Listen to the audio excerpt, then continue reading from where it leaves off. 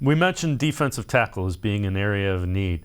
Take a look at this. So Daron Payne is a guy that was linked to the Browns at the trade deadline, is due to be some sort of a free agent. He tweets this out.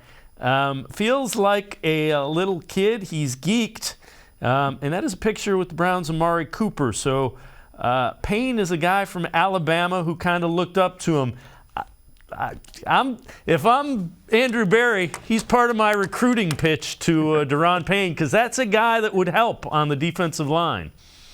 Oh, there's no doubt about it. Now, he's not that typical run stuffer. He does a lot more, right? He's got 10.5 sacks or something. He had, I think, 9.5 going into last game, and I know he had at least one, or I think he had at least one. So, yeah, I mean, he would make a difference. You know, it would add a threat in the interior that the Browns certainly were lacking this year, and you could probably argue been lacking the last couple of years from that D tackle spot.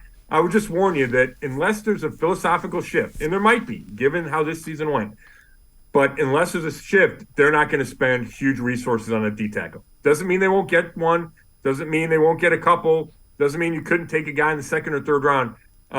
I just don't think they're going to spend huge resources, meaning, you know, a first-round pick, which they don't have, or even big-time free agent, on a D tackle. They would have to have a change.